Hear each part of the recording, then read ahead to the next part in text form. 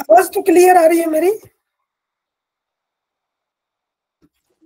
Yes, sir, your voice is clear. Okay, so आप सभी का बहुत बहुत स्वागत है। नारद भक्ति सूत्र एक ऐसा ग्रंथ है फर्स्ट यूनिट में जिससे एक क्वेश्चन, पूरा जो कंटेंट है उसमें से एक क्वेश्चन बनता ही बनता है। पिछले 4-5 एग्जाम से मैं देखा हूं कि एक क्वेश्चन आता है और वो क्वेश्चन रहता है। अगर आपने थोड़ा सा भी पढ़ा है नारद भक्ति सूत्र को तो आप उसको सॉल्व कर पाएंगे। तो मैं जो नोट्स बनाया उससे पहले पढ़ाऊंगा आपको, फिर उसके बाद जो ओरिजिनल जिसमें 84 सूत्र हैं, जो भक्ति के स्वरूप को सूत्रों के रूप में परोया गया है, उसको फिर हम पढ़ेंगे। तो पहले मैं क्वेश्चन दिखा देता हूँ आपको, क्वेश्चन किस प्रकार से आए हैं तो आप वो देखिए।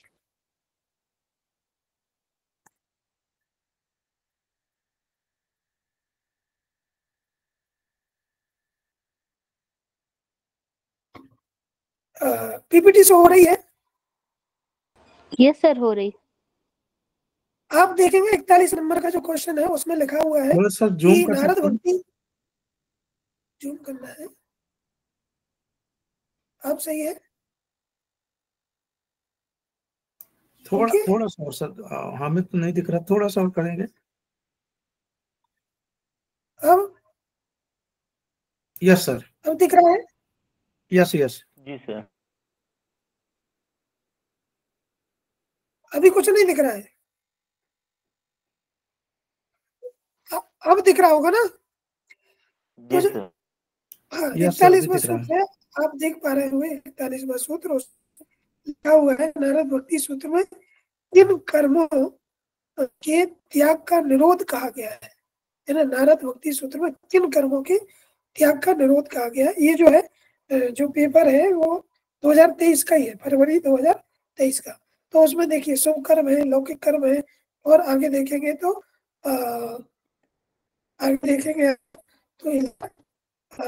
अशुभ कर्म है, वैदिक कर्म है और नित्य कर्म है ना। तो इसमें से जो 2 कर्म है, वैदिक कर्म और लौकिक कर्म, वही क्या है, उनको निरोध कहा गया है। नारद भक्ति सूत्र में लौकिक कर्म और वैदिक कर्मों के त्याग को निरोध कहा गया है ना।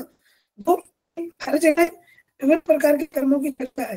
पतंजलि योग सूत्र में 4 प्रकार के कर्म है, श्रीमद् भगवत में 3 प्रकार के, वैदिक ग्रंथों में 5 प्रकार के, लेकिन जो यहाँ पर क्या है 2 प्रकार के कर्म है, एक वैदिक कर्म और एक लौकिक कर्म। तो उनमें भी उनका भी त्याग करें, उसको क्या कहते हैं, निरोध कहते हैं। उसकी चर्चा हम आगे देखेंगे। तो ऐसे क्वेश्चन बनते हैं। एक क्वेश्चन और दिखाता हूं मैं। सर, इसका आंसर क्या होगा? कौन कौन से कर्म त्याग करना है एज पर नारद भक्ति सूत्र? अभी पढ़ते हैं उसको। उसमें वैदिक कर्म और जो लौकिक कर्म है ना, उनका त्याग करने को कहा गया है। ओके, अभी आप होंगे, देखिए 13वें नंबर का क्वेश्चन दिख रहा है स्क्रीन पर। हेलो, तो क्या सातस्मिन् परम प्रेम रूपा नारद भक्ति सूत्र का कौन सा सूत्र है, ये पूछ लिया है। अब ये क्वेश्चन कई बार आ चुका है, तो अब ये क्या करते हैं, जो क्वेश्चन कई बार आ जाता है उसको उसको फिर ये क्या करते हैं, सूत्र रूप में देते हैं। आप जितने भी देखेंगे क्वेश्चन जो सूत्र रूप में आए हैं, उनके विषय में ऐसा है कि वो क्वेश्चन पहले कई बार आ चुका है, तब जाके वो सूत्र रूप में आता है। सूत्र की संख्या पूछी जाती है, कठिन बनाना है तो ऐसा पूछ सकते हैं। तो क्या सात अस्मन परम प्रेम रूपा है ना, जो भक्ति है वो परम परम रूप है। ये जो इसका जो सूत्र है ये कौन सा है, तो इसको बताना था कि ये जो है पहले नंबर का है, दूसरे का है, 4 नंबर का है या 6वें नंबर का है। तो ये जो वो है, जो सूत्र है वो दूसरे नंबर का सूत्र है, तो इसी को बताना था, है ना। यही उसका सही उत्तर था। ठीक, तो अभी हम आपको पढ़ाते हैं। ये अभी दिख रहा है, पीपीटी शो हो रही है? हेलो, अभी क्लियर है ना? और क्लियर हो जाएगी। चलिए, तो ये नारद, ये जो नोट्स बनाए मैं पहले इससे बता देता हूँ, उसके बाद फिर मैं आपको जो 84 सूत्र है उसमें से कौन कौन से प्रमुख है, कौन कौन से याद करना, वैसे पूरा आपको जो नारद भक्ति सूत्र है वो पढ़ना है। 84 सूत्र है, एक क्वेश्चन आता है 100%, तो उसको मोटा मोटा आप देख लेंगे, पढ़ लेंगे तो आपका क्वेश्चन सही हो जाएगा, है ना। नारद भक्ति सूत्र में नारद जी ने जो भक्ति के ऊपर सूत्र रूप में विस्तृत चर्चा की है। क्वेश्चन आ जाए कि नारद भक्ति सूत्र में किस रूप में जो है वो भक्ति की चर्चा करी है, तो सूत्र रूप में करी गई है, श्लोक रूप में, किस रूप में, तो श्लोक और सूत्र में डिफरेंस होता है ना। तो जो एक पंक्ति का रहता है वो समझ लीजिए सूत्र होता है, और जो 2-3 पंक्ति का रहता है जिसमें लय रहती है वो क्या हो जाता है, श्लोक बन जाता है। इसमें कुल कितने सूत्र है, 84 सूत्र है। एक बार क्वेश्चन आया था कि इसमें कुल कितने सूत्र है, तो 84 सूत्र है। क्वेश्चन आ जाए नारद भक्ति सूत्र में कितने सूत्र है, 84, 85, 83, 82, तो पता होना चाहिए 84 ही सूत्र है। और इसे शिव अनुशासनम कहा गया है, शिव का अनुशासन इसको कहा गया है ना, शिव अनुशासन, शिव का अनुशासन पढ़ते हैं, है ना। ऐसे ही जो नारद भक्ति सूत्र है तो वो क्या है, अपना शिव अनुशासन है। नारद के अनुसार भक्ति क्या है, सा तस्मन परम प्रेम रूपाचा, है ना। वो भक्ति क्या है, परम प्रेम रूप है और अमृत स्वरूप भी है। और उसको जो प्राप्त कर लेता है तो क्या हो जाता है, जो भक्ति को प्राप्त कर लेगा तो क्या हो जाता है, साधक जो है, जिसको प्राप्त कर साधक, मतलब भक्ति को प्राप्त करके साधक सिद्ध हो जाता है, अमृत स्वरूप हो जाता है और तृप्त हो जाता है। उसको किसी और काम की जो है वो इच्छा नहीं रहती, किसी और को वो किसी और विषय वस्तु को, इंद्रिय सुख को नहीं चाहता, तृप्त हो जाता है। जैसे आपने कभी कभी अनुभव किया हो कि किसी से मिलने के बाद या कुछ खाना पीने के बाद ऐसा लगता है आज तो तृप्त हो गया, आत्मा तृप्त हो गई, संतुष्टि हो गई। तो ऐसे ही ये कहते हैं कि जब भक्ति रूपी रस जो है व्यक्ति प्राप्त कर लेता है, साधक प्राप्त कर लेता है, तो वो तृप्त हो जाता है। आवाज आ रही है मेरी? Yes sir. साधक कोई इच्छा नहीं करता है ना, उसकी कोई इच्छा नहीं होती, और शोक रहित हो जाता है और द्वेष रहित भी हो जाता है, रमण रहित हो जाता है। किसी विषय वस्तु में वो रमण नहीं करता, मतलब मिलना नहीं चाहता, वो रमण से रहित हो जाता और उत्साह नहीं रहता। जो इंद्रिय सुख के पीछे वो नहीं भागता, इंद्रिय विषय वस्तुओं में वो विषय वस्तुओं के सुख के पीछे नहीं भागता।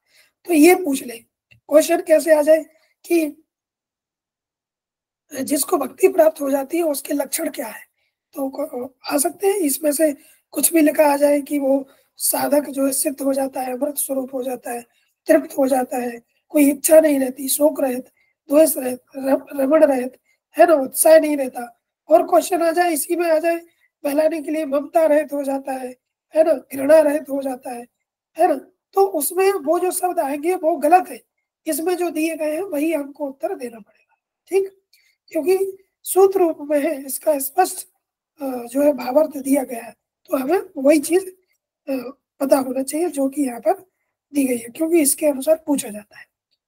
इस भक्ति को जानकर साधक मतलब मस्त हो जाता है और स्तब्ध निश्चेष्ट हो जाता है ना। कोई निश्चेष्ट का मतलब है कि कोई चेष्टा नहीं रहती उसकी, है ना, और आत्मा नाम बनता है, मतलब आत्मा में ही, अपने स्वरूप में ही स्थित हो जाता है, ठीक। ये चीज समझ में आई? आगे यस सर। आगे विभिन्न आचार्यों के अनुसार भक्ति। अब देखिए आगे की ये जो भक्ति है ये परिभाषा दी गई है विभिन्न आचार्यों के अनुसार। ये क्वेश्चन बन सकता है कि जो नारद भक्ति सूत्र में भक्ति की चर्चा विभिन्न आचार्यों ने जो दी गई है उसका ये श्लोक भी डाल सकते हैं, दूसरे तरफ वो सही मिलान को दे सकते हैं, इनके नाम लिख के दे सकते हैं। तो इसलिए इनके अनुसार जो 4-5 प्रकार की भक्ति की परिभाषा है वो आपको आना चाहिए। तो पाराशर जी क्या कहते हैं, पूजादि विश्व अनुराग यति पाराशर, मतलब पूजा आदि में अनुराग रखना। अनुराग मतलब एक प्रकार का प्रेम रखना, है ना। अनुराग राग नहीं, अनुराग, है ना, ठीक ठीक। राग मतलब जो एक जुड़ाव है ना, वो रखना, वो क्या कहलाती है, भक्ति कहलाती है। कौन कह रहा है, पाराशर कह रहा है। क्वेश्चन ऐसे आ जाए, पूजा आदि में अनुराग होना ही भक्ति है। नारद भक्ति सूत्र के अनुसार पूजा आदि में अनुराग रखना ही भक्ति है। क्वेश्चन आ गया, अब पूछ लिया जाए कि ये नारद जी के अनुसार है, पाराशर जी के अनुसार है, गर्ग के अनुसार है, या फिर किसके अनुसार है। तो वो पता होना चाहिए कि ये चीज, ये परिभाषा नारद जी, नारद भक्ति सूत्र में ही किसने बताई? पाराशर जी। क्या बताई? पूजा आदि में अनुराग रखना ही भक्ति है। ठीक, स्पष्ट होना चाहिए क्वेश्चन कैसे बन सकता है। हम एक चीज पढ़े, उसके पीछे हमें पता होना चाहिए कि क्वेश्चन किस प्रकार से आने की संभावना हो सकती है। तो क्वेश्चन ऐसे बन सकता है ना, सही मिलान में भी आ सकता है और अलग से भी पूछा जा सकता है। दूसरा क्या है? गर्ग। तो ये क्या कहते हैं? कथा आदि को सुनना और सुनाना ही भक्ति है। कथा आदि विसिति गर्गा, मतलब क्या है? कथा आदि को सुनना और सुनाना। किसकी? भगवान की कथा को सुनना और सुनाना। सुनेंगे तभी तो सुना पाएंगे। तो ये चीज क्या है? गर्ग जी ने कही है। ठीक, तो ये भक्ति की परिभाषा आपको पता होना चाहिए।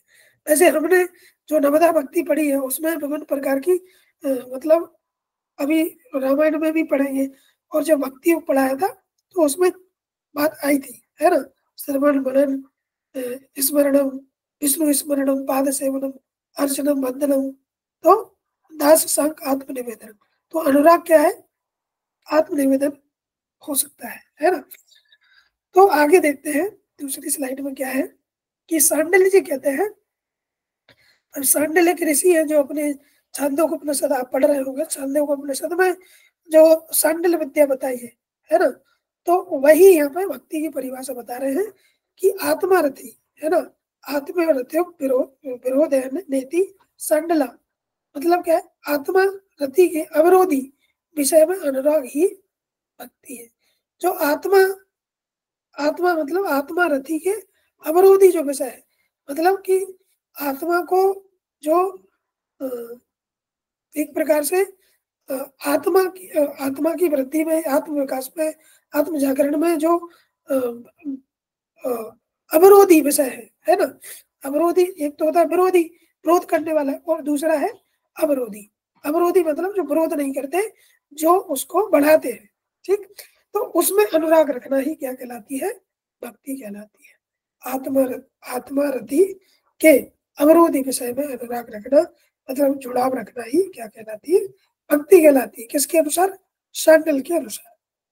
नारद जी कहते हैं, नारद भक्ति सूत्र में नारद जी भी कहते हैं, क्या कहते हैं? अपने सभी कर्म ईश्वर को समर्पित करते हुए करना, है ना। जो भी आप कर्म कर रहे हैं, जैसे पढ़ रहे हैं तो वो भी ईश्वर को पढ़ा रहे हैं, तो वो भी ईश्वर को समर्पित करना चाहिए।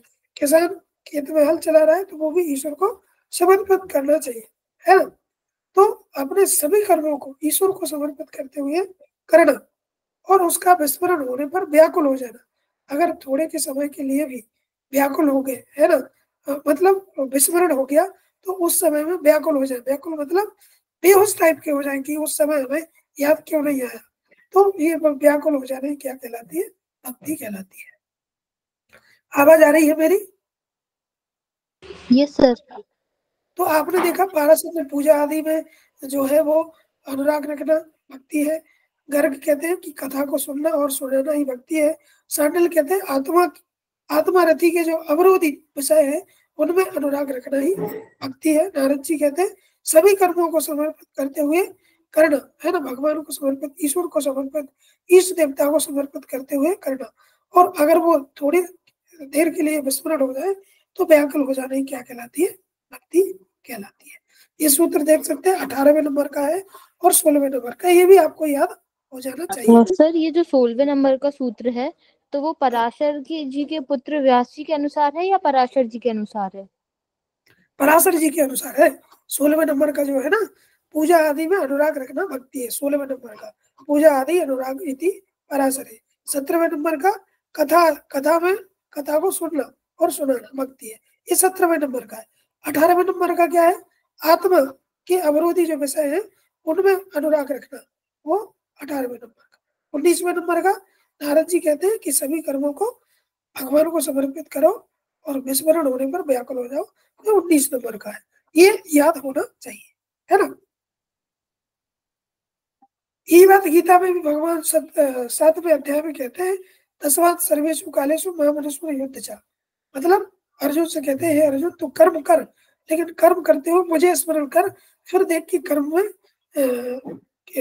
कितना अच्छा होता है, कितना श्रेष्ठ होता है।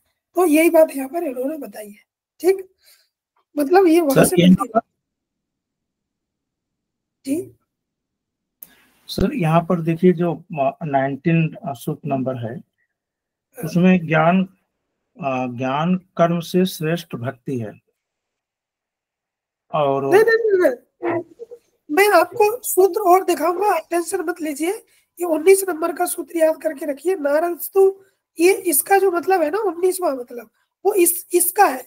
ये जो 18 आप देख रहे हैं, ये दिख रहा है सांडल का, ये सांडल यहाँ पे लिखा, तो उसके अनुसार है। ये नारद लिखा हुआ है, नारद जी के अनुसार, इसका मतलब ये है ना। नारदस्तु तदप्रता क्लास्चारता तद विस्मरणे परम व्याकुल कुलतेति। ये इसका मतलब जो है यहाँ पर समझाया गया है। समझ गए Prakash ji, Prakash sir ji? Yes sir. नहीं, मैं ये पूछ रहा था सर, जैसे गीता में 7वें अध्याय में और दूसरे में ये कहा गया है कि जो कर्म योग है इति बेटर देन, मतलब ज्ञान योग से भी और इससे भी भक्ति योग से भी कर्म योग बोला गया है। तो यहाँ पर जो उसके नीचे सर, मतलब जस्ट सूत्र के नीचे ज्ञान कामा कर्म से श्रेष्ठ भक्ति है, मतलब भक्ति ज्यादा ये है क्या, मतलब ज्ञान और कर्म से?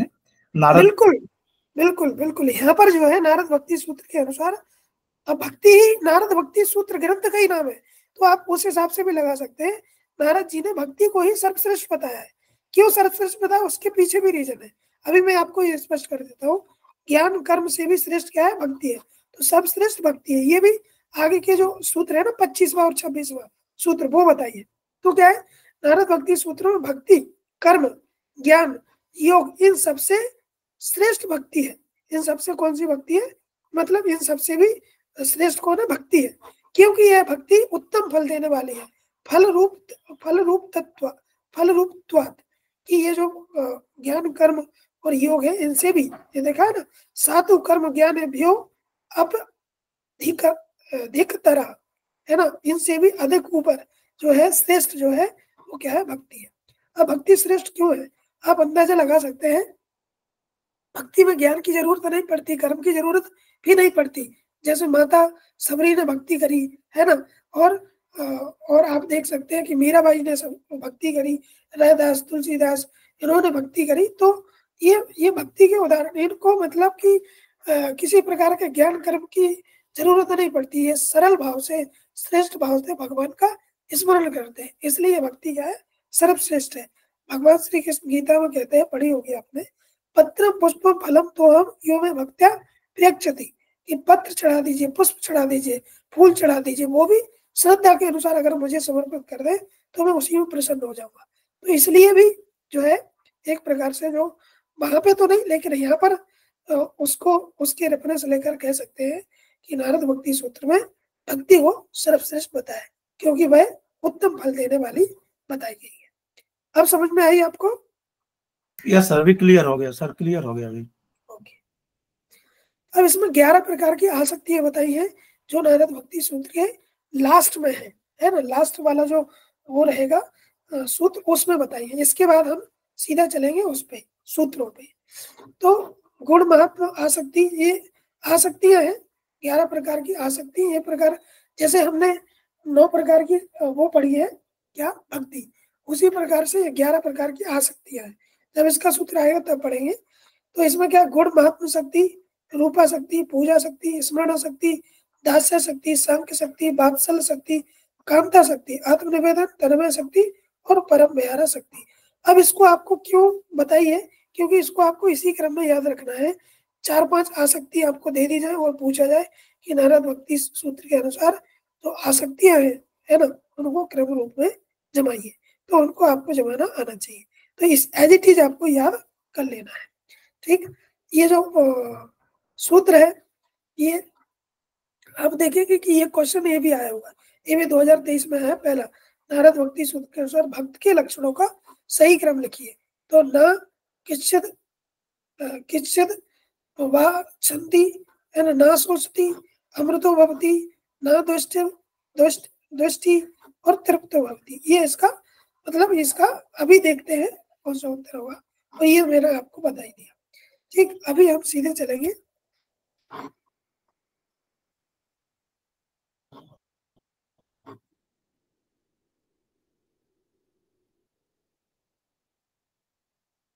अभी। आवाज तो आ रही है ना मेरी?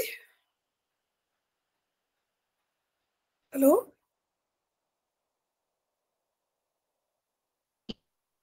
जी सर, आवाज आ रही है। हाँ, थोड़ा सा मुझे कंफर्म करना पड़ता है क्योंकि मैं एक से जुड़ा हूँ, तो पता रहे कि आप लोग हैं। चलिए अब हम सीधा यहाँ पे पढ़ते हैं। अब आपको एक तो देखिए मैंने जो पढ़ाया, जो अभी स्लाइड दिखाई, उससे दो चीजें स्पष्ट हो गई कि हमको नोट्स कैसे बनाना है, दूसरी बात कि क्वेश्चन कैसे बन रहा है ना, तो वो हमको पता होना चाहिए। ठीक, अब ये 84 सूत्र है, शिवानुशासनम इसको कहते हैं, है ना। तो ये मेन टेक्स्ट है, इसमें कोई वो नहीं है ना। तो देखिए पहला सूत्र क्या है।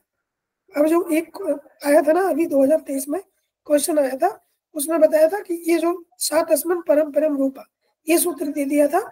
मैंने भी एग्जाम दिया था, उसमें मैंने स्वयं में गलत हो गया था, मुझसे स्वयं गलत हो गया। मैंने पहला सूत्र लगा दिया था उसको, लेकिन वो कौन सा था, दूसरा सूत्र था।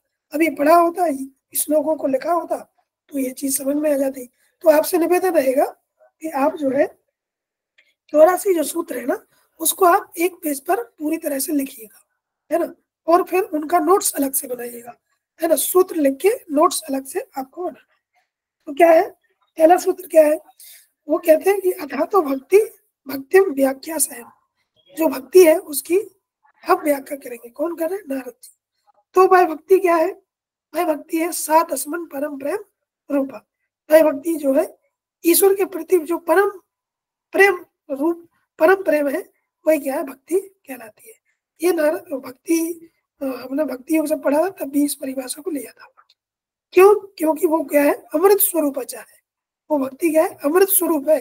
जिसको ये भक्ति का रस एक बार प्राप्त हो जाए तो उसको समझिए अमृत मिल जाता है। आप सब योग साधक हैं, कभी कभी जब आपने योग का रस लिया हो, योगाभ्यास करने के बाद जो आपको फीलिंग आई हो, कभी कभी ऐसा लगता है कि इसके अलावा और संसार में कुछ है नहीं। तो साधु ऋषि मुनि महात्मा रहते हैं, वो इसी भक्ति के रस को प्राप्त कर लेते हैं और फिर उन्हें संसारिक सुख अच्छा नहीं लगता। क्यों, क्योंकि वो जो है सुख जो है अमृत स्वरूप है, अमृत के समान है। तो जब कभी आप जब करते हैं, तब करते हैं, योग साधना करते हैं, तो आपको पता चलता है कि भक्ति किस प्रकार से अमृत स्वरूप है ना।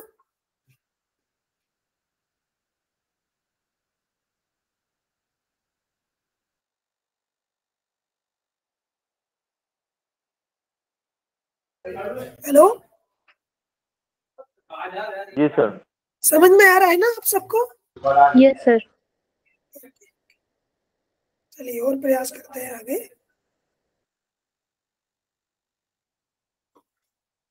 चले गए, इसमें ये दिक्कत रहती है।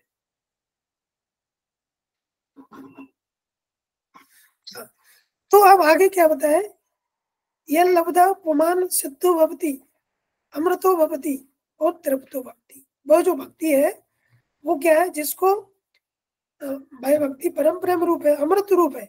और आगे भी बताया है कि जिसको परम प्रेम रूपा और अमृत स्वरूपा भक्ति को पाकर मनुष्य जो है सिद्ध हो जाता है, सिद्धो भवति, और फिर अमर भी हो जाता है। क्योंकि देखिए आप, मीराबाई माँ सबरी क्या है, अमर हो गए। हम अपने दादा के दादा के दादा को नहीं जानते, लेकिन हम मीराबाई को जानते हैं, माता सबरी को जानते हैं, रैदास को जानते हैं, कबीरदास जी को जानते हैं। क्यों, क्योंकि उन्होंने भक्ति करी है। तो भक्ति से क्या अमर हो जाते हैं, और वो अपने आप में क्या हो गए, तृप्ति भी हो गए। तो एक प्रकार से ये क्या है, भक्ति का लक्षण है। जो एक क्वेश्चन आया था ना, और भी आएगा, देखिए इधर में भी आएगा, है ना। तो क्या है कि भक्ति क्या है, सिद्धो भक्ति है, अमृतो भक्ति है और तृप्तो भक्ति है। और क्या होगा, यत् प्राप्त न इच्छत इच्छामपि न शोषति न दोष्टि और न रमते न उत्साही भक्ति। अगर जिसने भक्ति को प्राप्त कर ली तो वो क्या होगा कि ना तो उसको किसी वस्तु को प्राप्त करने की इच्छा होगी, ना वो शोक करेगा, ना द्वेष करेगा, ना किसी वस्तु से आसक्त होगा, और ना ही उसे विषय भोगों की प्राप्ति में उत्साह होगा, है ना। तो आप देख सकते हैं इस प्रकार से भक्ति की श्रेष्ठता बताई गई है। बीच बीच में नोट्स की हेल्प हम देंगे आपको।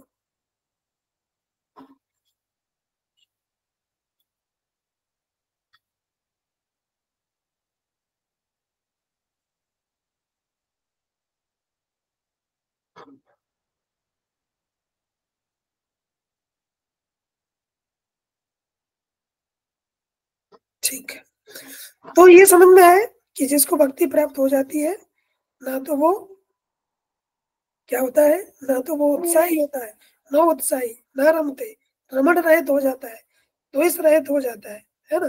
तो ये चीज आपको स्पष्ट होना चाहिए।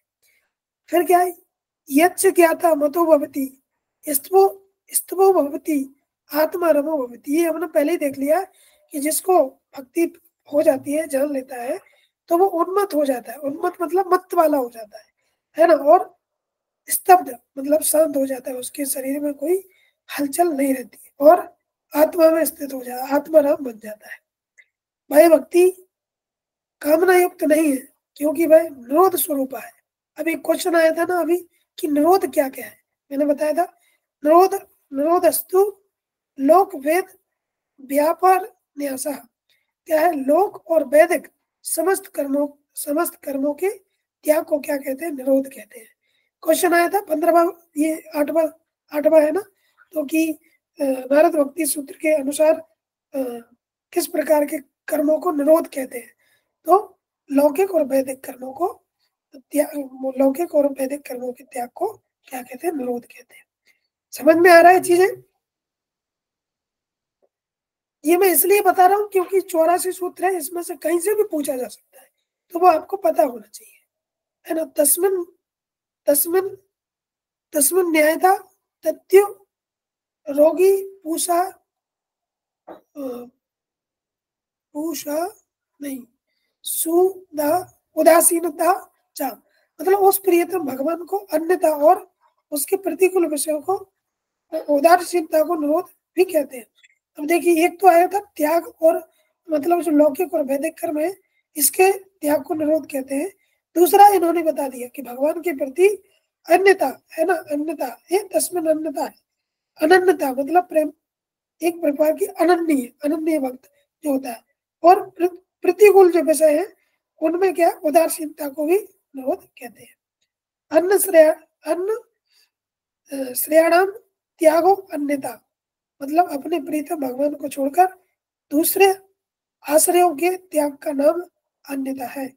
मतलब दूसरों का त्याग कर देना, है ना, सिर्फ भगवान को ही चाहते रहना, तो वो क्या है, अन्यता है। लोक वेदेषु तद अनुकूल चरणम तत्यो रोको उदासीनता। लौकिक और वैदिक कर्मों में भगवान के अनुकूल कर्म करना ही प्रतिकूल विषयों में उदासीनता है। तो एक एक परिभाषा बताई, पहले उदासीनता और अन्यता को बताया, अनन्यता को, कि अन्यता और उदासीनता को भी निरोध कहते हैं, और अनन्यता क्या है और उदासीनता क्या है उसके विषय में चर्चा करी। क्वेश्चन पूछा जा सकता है कि नारद भक्ति सूत्र के अनुसार उदासीनता क्या है, तो लौकिक और वैदिक कर्म जो है उनको क्या है, भगवान के अनुकूल कर्म ही उसके प्रति विषयों में, प्रतिकूल विषयों में उदासीन है। मतलब जो लौकिक और वैदिक कर्मों में भगवान के अनुकूल कर्म करना ही, और उसके जो प्रतिकूल है उसमें क्या, उदासीनता। उदासीनता का मतलब एक प्रकार का, जैसे आप किसी विषय वस्तु को देखें तो उस विषय वस्तु के प्रति उसमें ना तो पाने की इच्छा हो, मतलब कुछ उथल पुथल आपके मन में ना हो, तो वो उदासीनता है। वही यहाँ पर बातचीत करी गई। भवतु निश्चय, हेलो सर यहाँ वैदिक कर्म जो बता रहे हैं उसका आप निरोध करना है, तो वैदिक कर्म में जो नित्य काम निमित्त और प्रायश्चित निषिद्ध कर्म है उससे रिलेटेड है। नहीं नहीं नहीं नहीं, वो उनको नहीं ले सकते आप, ऐसा नहीं। लौकिक कर्म एक प्रकार के जो हम सब कर रहे हैं वो, और वैदिक कर्मों में जो हमने जब पढ़े थे तो 5 प्रकार के कर्म वहां पर पढ़े थे, है ना। तो 5 प्रकार के कर्म जो है वो नित्य नैमित्तिक काम और क्या थे, प्रायश्चित, और ऐसे निषिद्ध कर्म। प्राय हाँ हाँ, तो वहां पर अब देखिए इन्होंने ऐसा स्पष्ट नहीं किया कि वैदिक कर्म क्या होते हैं, लेकिन हमें वो चीज पता है, तो इनके अनुसार क्या है आगे हो सकता है स्पष्ट हो जाए, पर इसमें ऐसी कोई वैदिक कर्मों की कोई डेफिनेशन नहीं दी है ना। लेकिन आपको याद जरूर रखना है कि नारद भक्ति सूत्र में वैदिक कर्मों को त्याग करने को निरोध कहा गया है ना। तो जो चीज जिसके अनुसार है उसके अनुसार उसी प्रकार से हमें देखना पड़ेगी। और हमें एक चीज ये भी ध्यान में रखना चाहिए कि हमें सिर्फ एग्जाम को क्वालिफाई करने के लिए इसको पढ़ना है, एग्जाम ओरिएंटेड स्टडी ही करना है।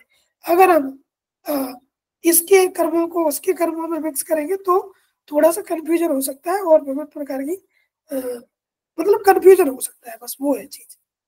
ठीक है। Okay sir. नहीं सर, जैसे ऑप्शन में आ जाए तब मैं बोला जैसे ऑप्शन में ठीक है वैदिक और लौकिक कर्म आएगा तो कोई प्रॉब्लम नहीं है, लेकिन उसके जगह पर कुछ अगर आ गया कि हमको नित्य काम निमित्त प्रायश्चित ये कर्म नहीं करना है तो वहां पर थोड़ा प्रॉब्लम हो सकती है। अगर सीधा सीधा लौकिक वैदिक आता है तो कोई प्रॉब्लम नहीं है।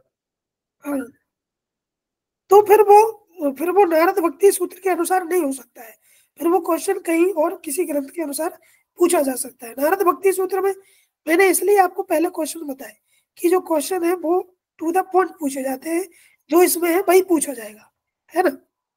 Okay sir okay. हाँ। तो आगे भी ये चीज है कि भवतो निश्चय दूर्व शास्त्र रक्षण। अब ये क्या है, लौकिक प्रेम प्राप्त करने में मन शास्त्र की रक्षा करनी चाहिए क्योंकि भगवत अनुकूल शास्त्रोक्त कर्म करने चाहिए।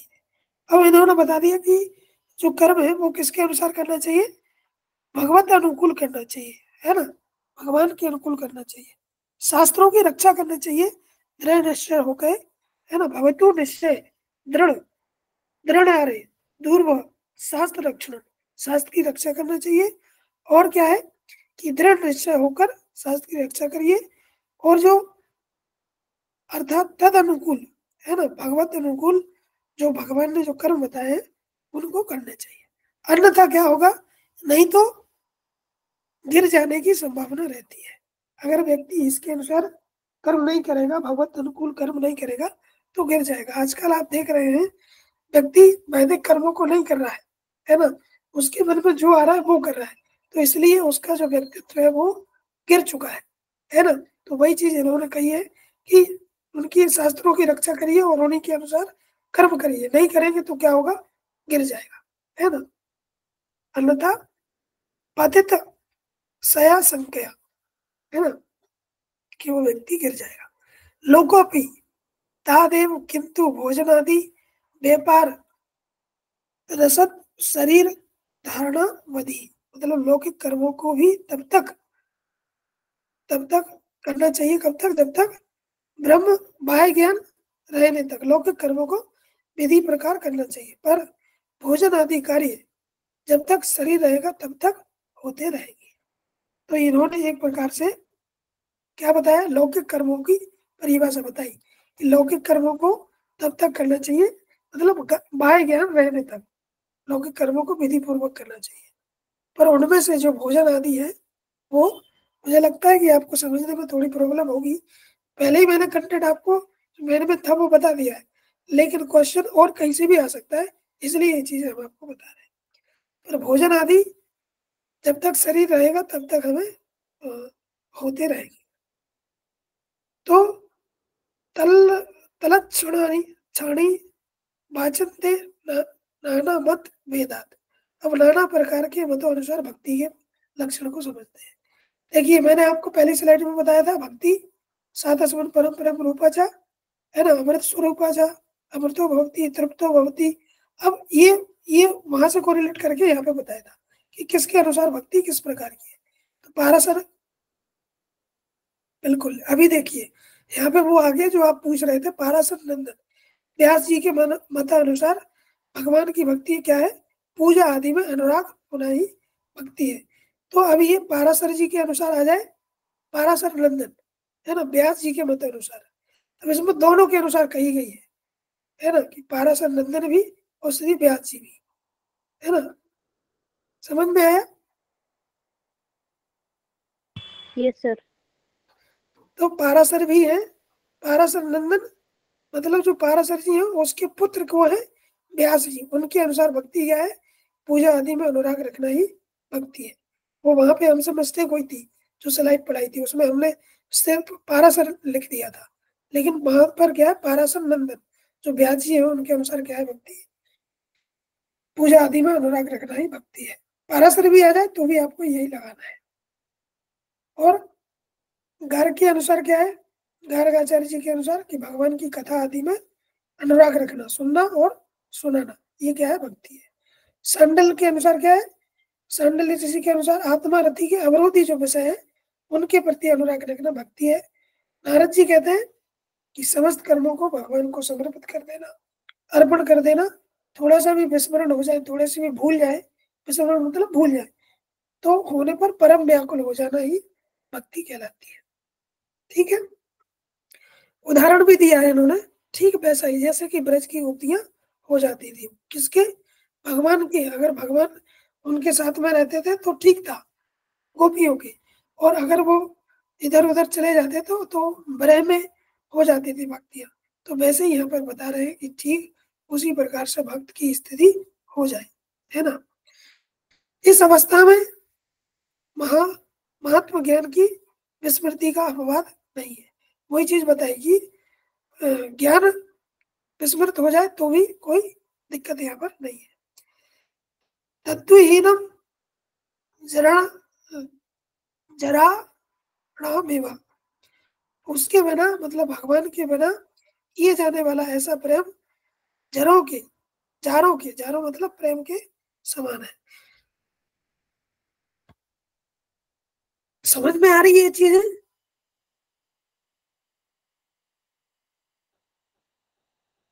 हाँ सर आ रही है। ठीक, आगे क्या है, नास्यत्येव तस्मिन् तस्मिन् सुखम सुखित्वम, मतलब उसमें जो जार के प्रेम में प्रियतम के सुख से सुखी होना नहीं। ये जार मतलब समझ में नहीं आया क्या है। अब ये ऊपर आ गया है, देखिए ये चीज जो है, जो आपको समझ में नहीं आ रही, मुझे भी समझ में नहीं आ रही, वो समझ लीजिए थोड़ी थोड़ी क्या है कि कठिन भी है और वो आने की संभावना कम है। जहां से संभावना है, ये देखिए 25वां सूत्र आया, ये हमने आपको पहले बता दिया। साधु कर्म ज्ञान योगो अप अपधि दिक्कतरा, क्या है कि भाई भक्ति जो है वो जो प्रेम रूप है वह तो कर्म ज्ञान और योग से भी श्रेष्ठ तर है, क्योंकि वह भक्ति क्या है, फल रूप देने वाली है। क्या वो चीज बताइए, ईश्वर का भी अभिमान से द्वेष भाव है और दैन्य से प्रिय भाव है। अभिमान से क्या होगा, ईश्वर को द्वेष भाव होता है, और जो दैन्य से क्या है, प्रिय भाव है। क्वेश्चन बन सकता है, तस्या ज्ञान में साधन प्रिय साधन में एक है, उसका जो साधन ज्ञान है वो आचार्यों का मत है। भक्ति और ज्ञान एक दूसरे के आश्रित है। ब्रह्म कुमारों ने क्या कहा है, सनत कुमारों ने, कि भक्ति स्वयं फल रूप है। राजगृह भोजन आदि तथैव दृष्टात, राजगृह भोजन आदि में भी ऐसा देखा गया है कि भक्ति क्या है, सर्वश्रेष्ठ है।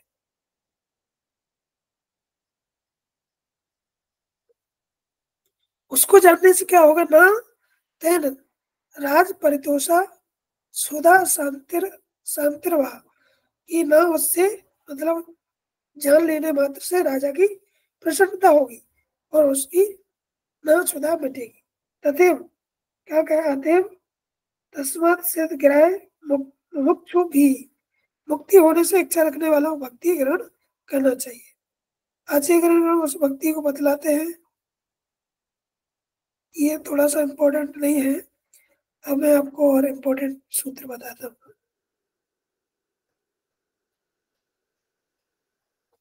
एक बार यहाँ से क्वेश्चन बना था कि दुख संग का सर्वदा त्याग करना चाहिए, है ना। अभी आगे चीज बताई है, काम क्रोध मोह स्मृति भ्रम बुद्धि नाश सर्वदा सर्वनाश कारणत्वात्, क्योंकि भाई दुसंग, दुसंग मतलब दुष्टों का संग, काम क्रोध मोह स्मृति भ्रंश, है ना, बुद्धि नाश एवं सर्वनाश का कारण बन जाता है। जो मतलब दुसंगति होती है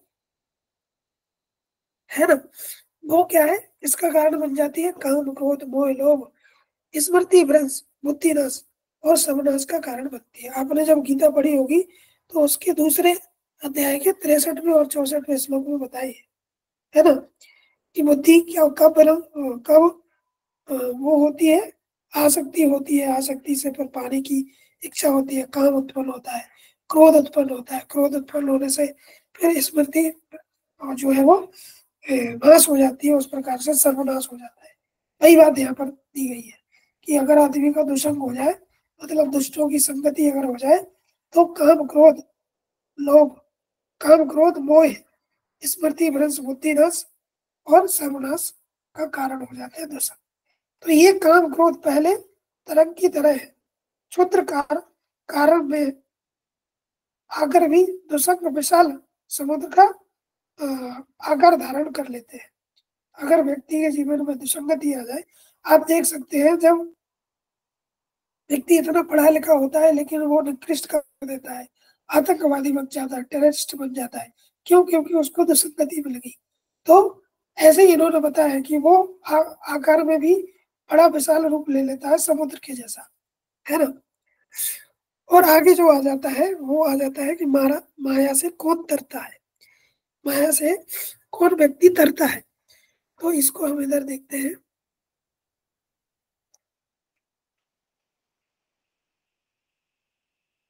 दुख का कारण क्या है, दुख का कारण क्या है, काम क्रोध स्मृति भ्रंश बुद्धि नाश और सर्वनाश।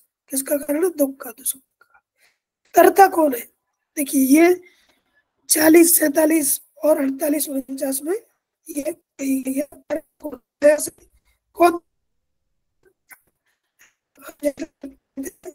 वो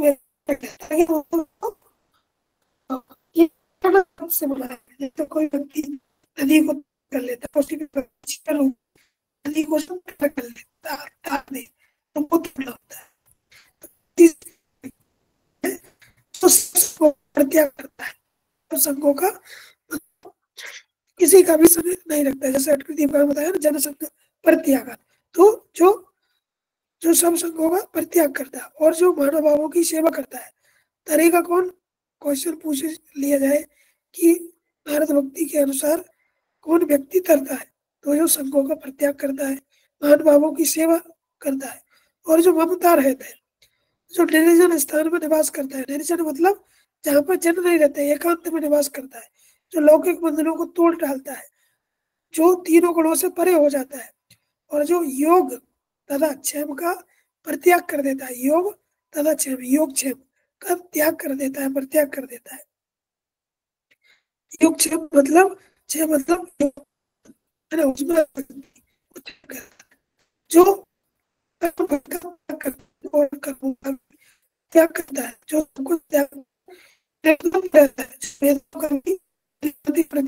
सर आपकी वॉइस क्लियर नहीं आ रही है। सर आपकी वॉइस क्लियर नहीं आ रही है। अभी आ रही है? यस सर, बीच बीच में ना वो अचानक से ब्रेक होती है। हाँ, तो इसमें प्रश्न आता है कौन तरता है, माया से जो है कौन तरता है। तो इसमें ये उत्तर मिला है कि जो सब संघों का परित्याग करता है, मान भावों की सेवा करता है, जो ममता रहता है, जिसको अटैचमेंट नहीं है, जो निर्जन स्थान में निवास करता है, जो लौकिक बंधनों को तोड़ डालता है, जो तीनों गुणों से परे है, जो योग तथा क्षेम का परित्याग कर देता है, या कर्म फलम त्यजति, कर्म फल का भी जो त्याग करता है, कर्म का भी त्याग करता है और सब कुछ त्याग कर जो निर्द्वंद हो जाता है, वो क्या कहे, जो वेदों का भी भलीभांति परित्याग कर दे, जो अखंड असीम और भगवत प्रेम है, वही व्यक्ति तरता है, तरता है। क्या सा तरती सा लोका स्तथा यति, वह लोगों को तार देता है ना। ये चीज बताई है, यही मैंने यहाँ पे नोट्स में भी लिखी है कि कौन तरता है ना, माया से कौन तरता है। तो ये सब उसके लक्षण बताए तरने के। अब प्रेम का और स्वरूप बताया है, तो आगे उसी में कंटिन्यू करते हैं। प्रेम का स्वरूप क्या है? प्रेम जो है अनिर्वचनीय प्रेम स्वरूप। प्रेम का जो स्वरूप है वो क्या है? वो क्या है? अनवर्चनीय है, मतलब कि उसका वर्णन नहीं किया जा सकता, इतना गहरा है। ठीक उसी प्रकार से जैसे घूंगी के स्वाद की तरह, अगर घूंगा व्यक्ति कुछ खा पी ले, गुड़ खा ले, तो उससे आप उसके गुड़ का स्वाद नहीं भूल सकते। इसी प्रकार से प्रेम जो है परम गुण है ना, अनिर्वचनीय है, उनका वचनों में जो है वो शब्दों में वर्णन नहीं किया जा सकता है। ठीक उसी प्रकार से जैसे गूंगे स्वाद की तरह। प्रकाश दे क्वापी पात्र, जिस ब्रह्म योग पात्र में ऐसा प्रेम प्रकट भी होता है। मतलब किसी ब्रह्म को ही जो है वो क्वापी, मतलब किसी को, है ना, किसी ब्रह्म पात्र में ही जो परम प्रेम है वो देखने को मिलता है। भगवान श्री कृष्ण गीता में कहते हैं कि मुझे हजारों लोग भजते हैं, है ना, 100 लोग पूजा पाठ करते हैं और उसमें से छटके जाते हैं, और उनमें से 1-8% ही लोग जो है वो मुझे प्राप्त करता है। तो वही चीज यहाँ पे भी कही गई है कि ये जो है भक्ति का परम रस किसी बिरले लोगों को ही प्राप्त हो पाता है। ठीक है, अब ये आगे आगे भी बताइए, भक्ति का और स्वरूप बताया है। ये भी क्वेश्चन यहाँ से बनने की संभावना है कि गुण रहतम कामना रहतम प्रतिक्षण वर्ध मान विच्छिन्न सूक्ष्मतर मनु भव रूपम। क्या है भाई? अभी आवाज आ रही है मेरी? यस सर, वह भक्ति किस प्रकार से है कि भाई प्रेम रूप है ना। प्रेम भाई यह जो है गुण रहते हैं, गुण, यह भक्ति क्या है? गुणों से रहते हैं, कामना रहते हैं, जहाँ पर कोई इच्छा नहीं। वीरा ने भक्ति करी तो वहां पर कोई कामना नहीं, प्रतिक्षण बढ़ने वाला है। प्रेम तो वही होता है जो प्रतिक्षण बढ़े। प्रेम वही नहीं कि जब लड़ाई झगड़ा हो गई, है ना, बात बात पर लड़ झगड़ लिए, तो वो प्रेम नहीं होता है। प्रेम प्रतिक्षण बढ़ता है, विच्छेद रहित होता है, मतलब वहां पे कोई छेद नहीं रहता, वहां पे कोई गांठ नहीं बनती, और सूक्ष्म से भी सूक्ष्म स्तर का है। और क्या है? अनुभव रूप ही है, अनुभव रूप ही है। और क्या है कि वो सूक्ष्म से भी सूक्ष्म होता है। एक प्रकार से जो भक्ति करता है, जो प्रेम करता है, तो उसके गुण यहाँ पे बताए। भक्ति मतलब प्रेम, प्रेम से लिया गया है। अब क्या है? तत्प्राय तदे तदेव बलोलोक्यति तदेव शृणोति तदेव भाषयति तदेव चिंतयति। मतलब क्या? इस प्रेम को पाकर प्रेमी, इस प्रेम को पाकर प्रेमी इस प्रेम को ही देखता है और प्रेम ही सुनता है और प्रेम का ही वर्णन करता है, प्रेम का ही चिंतन करता है। सबसे बढ़िया मीरा को देखिए, है ना, वो भगवान को ही, भगवान में ही रम जाते हैं, है ना। भगवान से प्रेम हो गया, भगवान को ही हर जगह देखती, कमरे में भी देखती, और प्रेम ही वो सुनती है, भगवान को ही हमेशा सुनती है, उसी का वर्णन करती है और उसी के चिंतन में रहती है। तो वो होता है प्रेम, वो होती है भक्ति। अब यहाँ पर भक्ति के प्रकार बताए हैं। क्या प्रकार है? गौड़ी त्रिधा, है ना, गौड़ी त्रिधा, गुण भेद, वेदार्थ आदि वेदत्व। गौड़ी भक्ति जो है गुण भेद से अथवा आर्थ आदि वेद से, आर्थ आदि भेद से 3 प्रकार की होती है। अब देखिए, हमने गीता में 4 प्रकार की भक्ति पढ़ी है, आर्त, अर्थार्थी और जिज्ञासु, है ना, 3 प्रकार की। तो भाई यहाँ पर है, गौड़ी भक्ति कितने प्रकार की होती है? 3। क्वेश्चन सीधा पूछा जाए, नारद भक्ति सूत्र के अनुसार गौड़ी भक्ति कितने प्रकार की है? पता होना चाहिए, 3 प्रकार की। कौन कौन सी है? नाम तो यहाँ पे एक ही दिया है, लेकिन आर्त आदि है, तो हमने गीता में पढ़ी है, श्रीमद् भगवद गीता में पढ़ी है कि आर्त भी, अर्थार्थी भी और जिज्ञासु, ये 3 प्रकार की गौड़ी भक्ति कहलाती है। इसमें क्या है? उत्तर उत्तर क्रम से पूर्व पूर्व क्रम की भांति कल्याणकारी होती है। मतलब वो क्या है? भक्ति क्या है? कल्याणकारी होती है। अन्य स्मार्ट सौलभ्यम भक्तो, अन्य सबकी अपेक्षा क्या है? भक्ति सुलभ है, इसलिए क्या है? श्रेष्ठ बताइए, ज्ञान से, कर्म से, योग से, सबसे क्या है? भक्ति सुलभ है, कभी भी कोई भी व्यक्ति कर सकता है, सरल सहज, है ना। इसमें कुछ की किसी चीज की आवश्यकता नहीं रहती, ना शास्त्र की आवश्यकता रहती है, ना पढ़ने की आवश्यकता, ना कुछ करने की आवश्यकता होती है। सिर्फ यही करना होता है कि निर्मल मन चलो सो मोह बाबा, मोह कपट चल छिद्र न बाबा। इसमें जो मन की अवस्था है, जो वो क्या होना चाहिए? छोटे बच्चे की तरह निर्मल होना चाहिए, तभी जो है भक्ति हो पाएगी। क्योंकि भक्ति स्वयं प्रमाण रूप है, इसके लिए अन्य प्रमाण की आवश्यकता नहीं है। और भक्ति शांति रूपा है और परमानंद रूपा है। शांति रूपा, परमानंद रूपा, पांच, है ना। और क्या बताइए आगे कि लोक हानि की चिंता भक्त को नहीं करना चाहिए। लोक हानि की मतलब जो लोक में हानि हो रही है उसकी चिंता नहीं करना चाहिए, क्योंकि भक्त अपने अपने अपने आप को और लौकिक वैदिक सब कर्मों कर्मों कर्मों को भगवान में जो है वो अर्पण कर देता है। और लोक हानि मतलब लौकिक, जो हमारे जीवन में है, जो हम ही बना रहे हैं, है ना, दिनचर्या में जो घटित हो रहा है वो लौकिक। वैदिक मतलब जो वेदों में जिनकी चर्चा करी गई है, क्योंकि वो दोनों कर्मों को भगवान को समर्पित कर देता है, इसलिए लोक हानि की चिंता नहीं रहती। अभी आवाज तो आ रही है मेरी? जी सर। ओके, आगे क्या बताएं? न तत् सिद्धो लोक विहारो हेयम किंतु फल त्यागस्ता साधनम च कार्य में। जब तक भक्ति में सिद्धि न मिले तब तक लोक व्यवहार का त्याग करना चाहिए, किंतु फल त्याग कर निष्काम भाव से उस भक्ति का साधन करना चाहिए। क्या चीज बताइए कि जब तक, ये सामान्य जीवन के लिए भी है कि जब तक भक्ति में सिद्धि न मिले, सिद्धो भक्ति, अमृतो भक्ति, तृप्तो भक्ति, जब तक इस स्थिति में ना पहुंचे तब तक क्या है?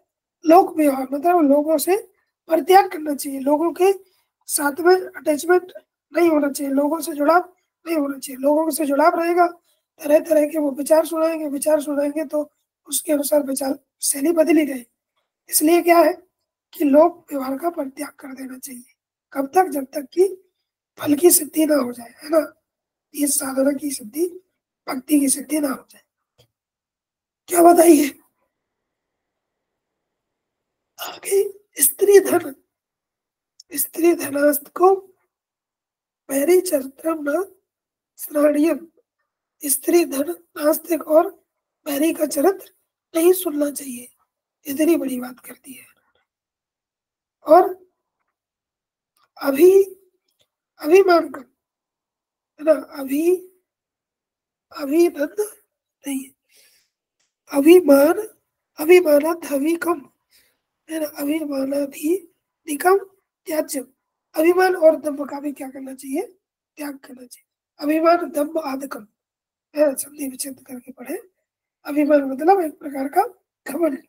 दम्भ, दम्भ क्या है? हम ऐसे कहते रावण जैसे दम्भी था, वो अहंकारी था, तो वो कि हम है त्रिलोक में जाए, तो ऐसा जो रहता है हम भक्ति करेंगे, तो ऐसा जो भाव है वो दम्भ कहलाता है, उसका भी त्याग करना चाहिए।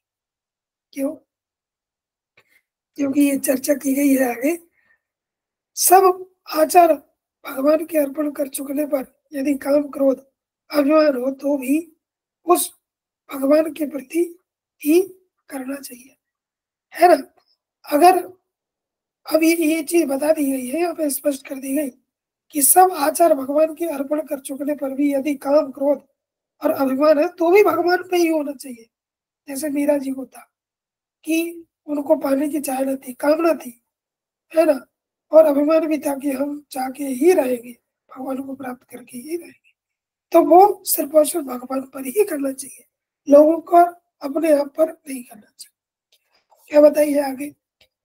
तीर तीर रूप भंग पूर्वकम नित्यादास नित्य कांता भजनात्मकम भा प्रेमेव कार्यम प्रवेव कार्यम।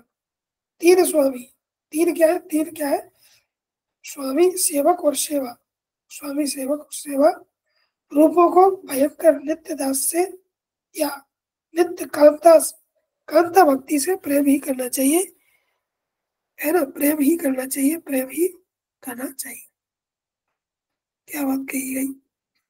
ये जो स्वामी है, सेवक है, तीनों रूपों में भयंकर नित्य दास भक्ति से, नित्य कांता भक्ति से प्रेम ही करना चाहिए, चाहे वो दास हो, स्वामी के रूप में हो, सेवक के रूप में हो, तो कांता भाव से, दास भाव से प्रेम करना चाहिए। भक्ता एकांतिनो मुख्य, एकांत जो है भक्त मतलब जो अनन्य है, भक्ति श्रेष्ठ है, जो एकांत में रह के भक्ति करता है। ऐसे भक्त क्या होते हैं, जो एकांत भक्त कहलाते हैं। ऐसे भक्त अनन्य भक्त कंठावरोध, रोमांच और अश्रु युक्त नेत्र वाले होकर परस्पर संभाषण करते हुए अपने कुलों को और पृथ्वी को पवित्र करते हैं। कौन से, अब ये आ जाए कि नारद भक्ति सूत्र के अनुसार कौन से भक्त जो है पृथ्वी और कुल को पवित्र करते हैं। तो जो अनन्य भक्त है, उदासीन भक्त है, अनन्य भक्त, उदासीन भक्त, वेद कर्म करने वाले भक्त, तो वो ऐसे क्वेश्चन पूछे जाते हैं। जो अनन्य भक्त है वो क्या है, वो पवित्र करते हैं कुल को और पृथ्वी। ऐसे भक्त तीर्थों को सुतीर्थ, कर्मों को सुकर्म और शास्त्र को सत्शास्त्र कर देते हैं। जो अनन्य भक्त है वे क्या कर देते हैं, है ना, तीर्थ को सुतीर्थ कर देते हैं और कर्मों को सुकर्म कर देते हैं और शास्त्रों को सत्शास्त्र भी कर देते हैं। तन्मय, क्योंकि वे तन्मय है, भगवान के रूप में, भगवान के स्वरूप में, उनके मन में वही रह चुके हैं। तो मोदन्ते पितरो नित्यंती देवता सनाथा जयम भूर्भवती। ऐसे भक्तजनों का आभारों को देखकर पितरगण प्रमोदित होते हैं, है ना, मोदित मतलब कि प्रसन्न होते हैं, देवता नाचते हैं और वह पृथ्वी सनाथा हो जाती है। हेलो, आवाज आ रही है मेरी? Yes sir. Yes sir. अब उन भक्ति में देखिए, जो भक्ति करते हैं ना, उन भक्ति में नास्ति तेसु जाति विद्या रूप कुल धन क्रिया आदि भेदा। मतलब उन भक्ति में जाति विद्या रूप कुल धन क्रिया आदि का भेद नहीं है। जो भक्ति कर लेते हैं, ये सही बात बताई है। जैसे हम आपको उदाहरण दें, गायत्री परिवार है, तो ये गायत्री माता की गायत्री गुरु भक्ति कर रहा है ना, और भारतीय संस्कृति सभ्यता को बचाने में लगा हुआ है। तो यहाँ पर ऐसा नहीं है कि एक ही जाति के लोग हैं। पंडित श्री राम शर्मा आचार्य जो है आपके 10वें यूनिट में, उनका ध्यान भी वो गायत्री परिवार के संस्था रहा। तो ऐसा नहीं है कि वो उन्हीं की भक्ति करें, एक ही जाति के हो, एक ही विद्या पढ़े, वो वेद पुराण उपनिषद सब पढ़ते हैं। तो जाति विद्या कुल धन इनका कोई भेद नहीं करता है यहाँ पर, है ना। ऐसे भक्त गुरु जी के यहाँ पर है। यद यदस्तिया, क्योंकि भक्त सब भक्त उनके ही है, किसके, भगवान के ही है ना। और बादो नाव लभ्या, वाद विवाद नहीं करना चाहिए। वाद विवाद से क्या होगा, अवकाश और अनियत हो जाएगा, क्योंकि वाद विवाद में माहौल का अवकाश और अनियत हो जाएगा। तो ये इसी की आगे और चर्चा की है। ये चीज यहाँ पर बताई है जो आपको जानना चाहिए। सुख दुख लाभालाभ, मतलब सुख दुख इच्छा लाभ आदि का पूर्ण त्याग हो जाए, ऐसे काल की बाट देते हुए आधा क्षण भी भजन में व्यर्थ नहीं जाना चाहिए। तो ये भी उदाहरण दे दिया कि सुख में व्यक्ति सुखी हो पर भगवान को ना भूले, दुख में दुखी हो पर भगवान को ना भूले। काल की बाट देखते हुए कि काल कभी भी आ सकता है, इसलिए भगवान को भजते रहना चाहिए। जो प्रेम है, जो भक्ति है, वो क्या है? अहिंसा, सत्य, दया, आस्तिकता आदि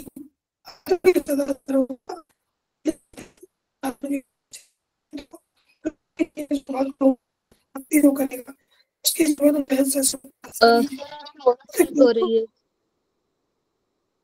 वॉइस सही नहीं आ रही है। हेलो हेलो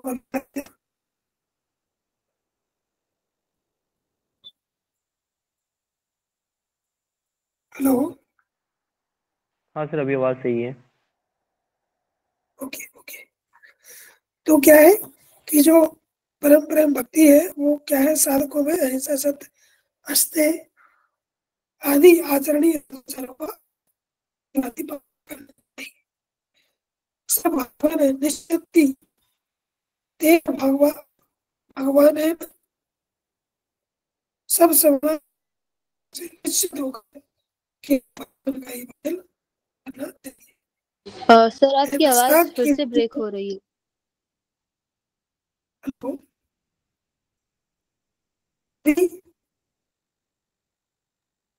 सर स्क्रीन भी विजुअल नहीं है सर।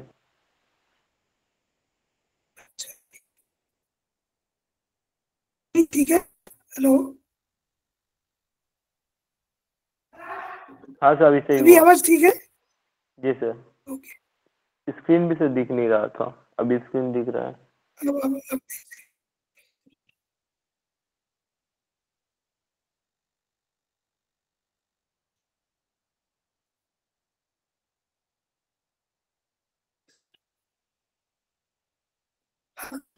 तो हम नीचे पहुंच चुके हैं, देख सकते हैं। वे भगवान कीर्तित होने पर भी शीघ्र ही प्रकट होते हैं और भक्तों का अपना अनुभव करा देते हैं। जो व्यक्ति भजन करेगा, भक्ति करेगा, उसको उसके सामने भगवान प्रकट होंगे और जो भी भगवान के अनुभव है वो भक्त को करा देंगे। आगे जो बात कही गई है वो क्या है?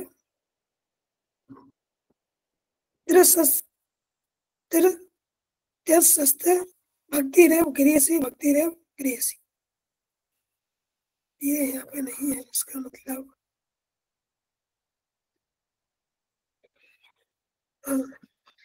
तीनों, मतलब तीनों सत्यों में, है ना, अथवा तीनों कालों में भगवान की भक्ति ही श्रेष्ठ है। मानसिक सत्यों में तीन प्रकार के सत्य यहाँ पर बताए। तीनों काल सुबह दोपहर शाम, ऐसा कह सकते हैं। तो इनमें क्या है? सर्वश्रेष्ठ जो है वो भक्ति है। 11 प्रकार की आसक्ति बताई है मैंने आपको पहले बताई कि यह प्रेम रूपा भक्ति एक होकर भी क्या है?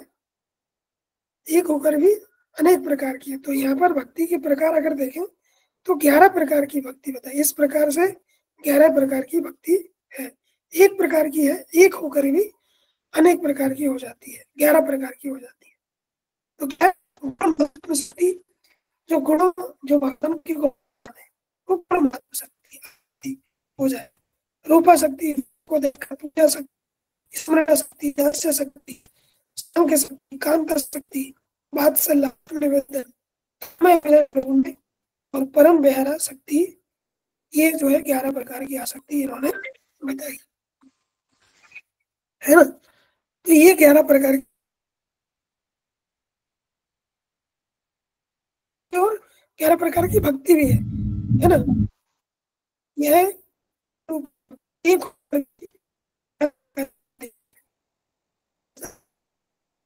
है ना। चलो, आवाज फंस रहा है। तो सर वॉइस ब्रेक हो रही है आपकी। स्क्रीन भी सर हेलो, दिख नहीं रहा है। हाँ सर, अभी सही हो गया। ओके ओके, बस 2 मिनट की बात हो रहा है।